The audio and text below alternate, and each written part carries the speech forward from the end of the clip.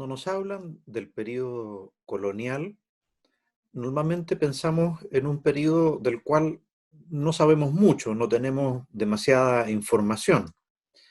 También pensamos en un periodo en el cual no ocurrieron cosas demasiado importantes, no hay grandes acontecimientos, no parece ser un periodo relevante para nosotros, pareciera ser un periodo lejano que no está vinculado con lo que nos ocurre hoy día. Y también solemos pensar en un periodo en el cual no hay una gran producción cultural o una gran producción artística. Y precisamente de eso es lo que les quiero hablar hoy día. Quisiera detenerme durante algunos minutos a mostrarle la riqueza de la producción artística que existió en el periodo colonial en América entre el siglo XVI y el siglo XVIII. Una cosa que hay que tener en cuenta y que la podemos ver en esta presentación es que el Imperio Español, donde se insertaba el actual territorio chileno, peruano, mexicano, dominaba un extenso territorio que iba desde California, Arizona, en el actual Estados Unidos, hasta el archipiélago de Chiloé en actual territorio chileno. Se trata entonces de un territorio muy extenso, muy grande.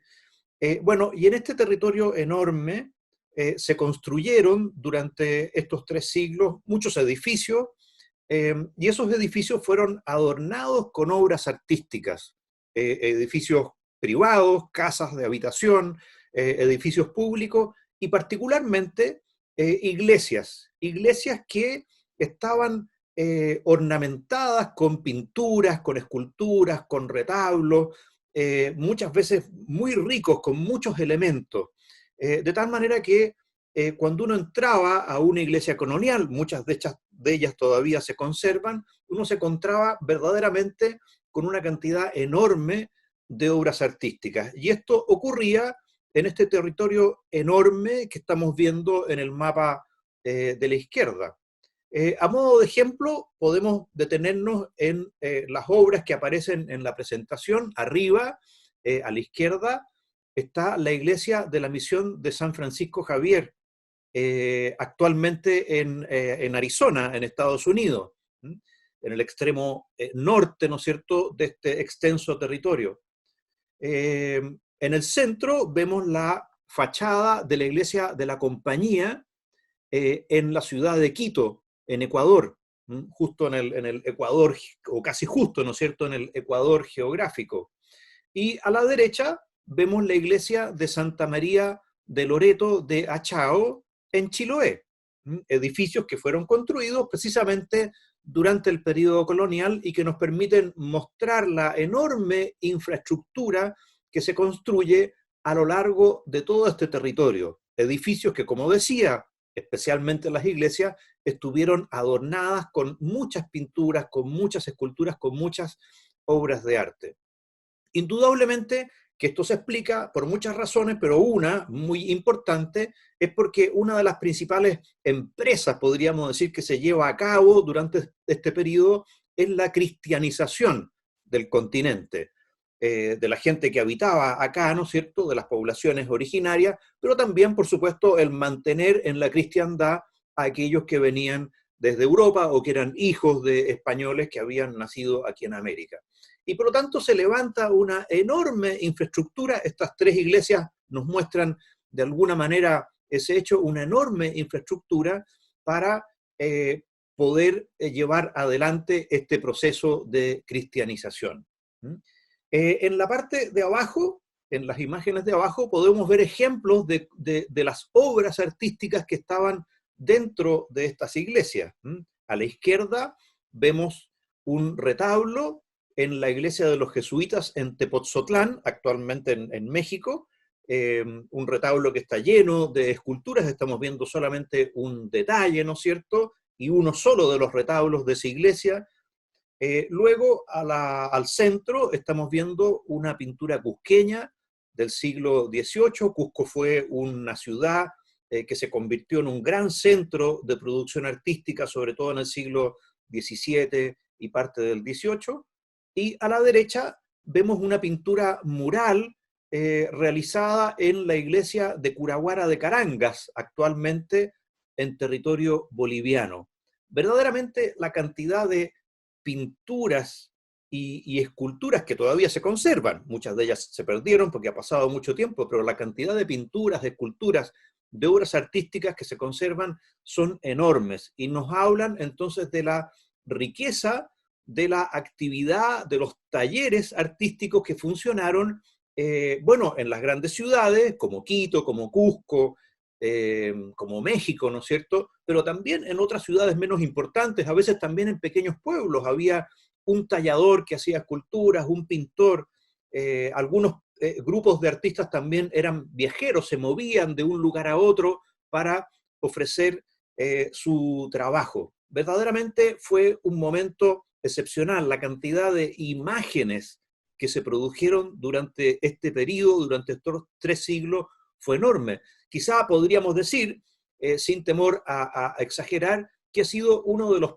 periodos de la historia de la humanidad en que se han producido en un tiempo relativamente breve, ¿no es cierto?, una cantidad enorme de obras artísticas. Hay que pensar que cada pequeño pueblo tenía al menos una iglesia, y muchos de ellos tenían 2 o 3 iglesias, y en cada iglesia había a veces centenares de obras artísticas que daban trabajo, por supuesto, a talleres a veces muy importantes de pintores, de escultores y de personas que trabajaban también en otros oficios. Luego también quisiera detenerme a observar que muchas de las obras que se produjeron durante el periodo colonial de las obras artísticas fueron valoradas desde un criterio artístico europeo, es decir, para un español, para un italiano, eran obras de mucha calidad, eran obras artísticas de mucha calidad. ¿Cómo podemos observar de alguna manera en estos ejemplos que están en la presentación? A la izquierda estamos viendo una escultura realizada por Manuel Chilí, un escultor que estuvo activo en Quito en el siglo XVIII. La escultura representa a Cristo atado a la columna, se ha perdido la columna, pero todavía se ve el gesto de Cristo, ¿no es cierto?, con las manos en torno a esta columna desaparecida, y podemos observar la calidad del trabajo de Manuel Chilí para representar la anatomía humana. Cristo está casi desnudo, ha sido desnudado precisamente para ser sometido a la flagelación. Lo amarran a la columna para ser flagelado, y Manuel Chilí entonces tiene la oportunidad de mostrar su capacidad para representar con mucha perfección todos los detalles de la anatomía humana. Lo mismo podemos decir de la pintura de Melchor Pérez de Holguín, un artista que estuvo activo en Potosí durante el siglo XVIII. En esta Virgen del Rosario que estamos viendo podemos observar la riqueza del colorido, de los trabajos de luz y sombra, que nos hablan de un artista verdaderamente que realiza un trabajo de muy alta calidad. Por supuesto que el parámetro artístico europeo no es el único, tendríamos que considerar también otros, pero primero quería detenerme a decir, bueno, verdaderamente, si estas obras las miraba, si muchas de estas obras las miraba un europeo con ojos europeos, las veía como obras artísticas de mucha calidad. Muchos de estos artistas, como decía antes, ¿no es cierto?, dirigieron talleres, no es que trabajaran solos, sino que trabajaban con muchos aprendices, muchos de ellos después llegaban a ser directores, jefes de un taller. Verdaderamente era una actividad riquísima. Muchas de nuestras ciudades hoy día tienen menos actividad artística que las que tuvieron algunas de las ciudades coloniales en el siglo XVI, XVII o XVIII. Un último elemento en el que me quería detener es que esta producción artística, que como decíamos es fundamentalmente, no solamente, pero fundamentalmente de arte religioso, de arte cristiano, va a mostrar en la medida que va pasando el tiempo el entrecruzamiento, el choque, el diálogo entre distintas culturas. Y entonces, si bien el arte cristiano era un arte que venía de Europa y por lo tanto que correspondía a ese contexto, a sus formas, a su estilo, a su gusto, a su sensibilidad. Poco a poco las culturas locales comienzan a introducir elementos y este arte europeo comienza a ser transformado de distintas maneras por las características de las culturas locales. Y aquí voy a poner dos ejemplos que son los que están en la presentación. A la izquierda estamos viendo la iglesia de la Compañía en Arequipa, en Perú. Es una iglesia de finales del siglo XVII y que nos muestra una riqueza muy grande en el relieve de ornamentos que tiene la fachada. En esos relieves, si pudiésemos acercarnos a los detalles, veríamos algunos elementos de flores, de vegetación, que corresponden al medio local, es decir, los artistas que están tallando estos relieves de piedra, ¿no es cierto?, en la fachada de esta iglesia, están recogiendo lo que ellos ven, las flores, las plantas que ellos ven en su medio, y que tienen probablemente también muchas de ellas una simbología particular.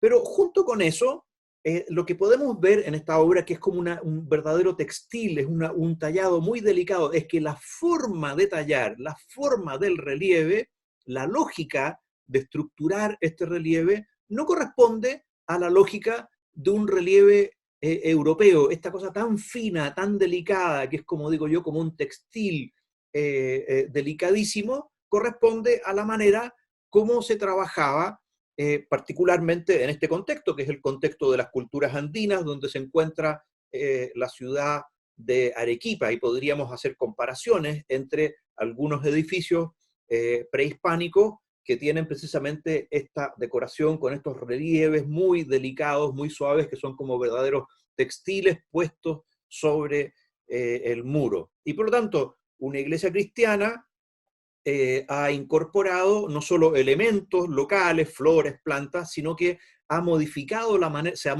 la manera de tallar la piedra, adecuándose o incorporando la sensibilidad, la forma de hacer las cosas propias de otro lugar, en este caso, ¿no es cierto?, del contexto andino de Arequipa.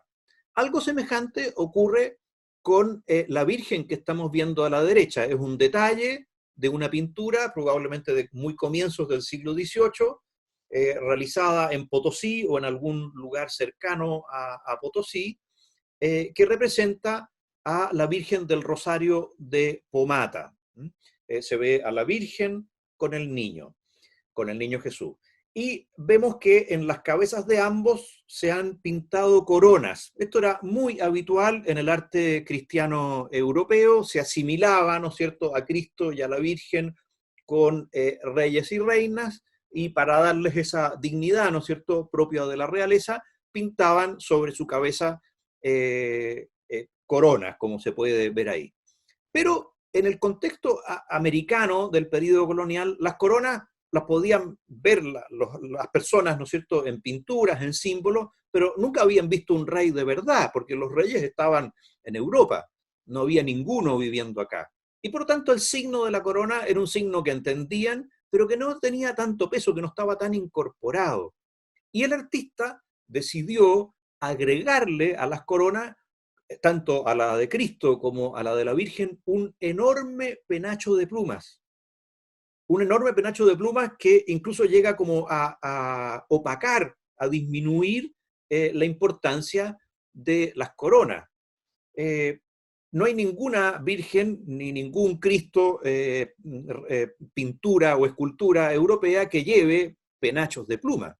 Este es indudablemente una simbología local. Estamos también en un contexto andino en que las plumas tienen un significado. Las plumas de colores son difíciles de encontrar, son costosas y por lo tanto no cualquiera puede llevarlas. Solo personas de alta dignidad pueden vestirse con trajes cubiertos de plumas de colores o llevar sobre su cabeza un tocado con plumas multicolores. Y por lo tanto, la persona que veía esta pintura podía entender quizá con mucha mayor claridad que con la corona, al mirar, ¿no es cierto?, el penacho de plumas, podía entender la importancia de la Virgen y la importancia de Cristo en el contexto cristiano. Entonces, esta simbología de la pluma se agregaba para hacer más comprensible la relevancia, la altura, la dignidad, ¿no es cierto?, de Cristo y de la Virgen. Este proceso de entrecruzamiento, de choque, de diálogo entre culturas, nos habla de algo muy importante para nosotros. Nosotros somos herederos de diversas culturas. En nosotros se encarnan, podríamos decir, diversas culturas, y esa es nuestra riqueza, que tenemos que aprender a reconocerla y aprovecharla.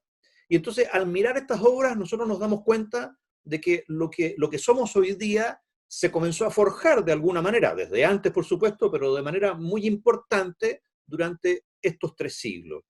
Tenemos muy cercano a nuestra experiencia nuestra habla, nuestro lenguaje. Nosotros hablamos en español, pero incorporamos muchas palabras que no son del español. En Chile, como en otros lugares, muchos sitios son nombrados con palabras de lenguas originarias.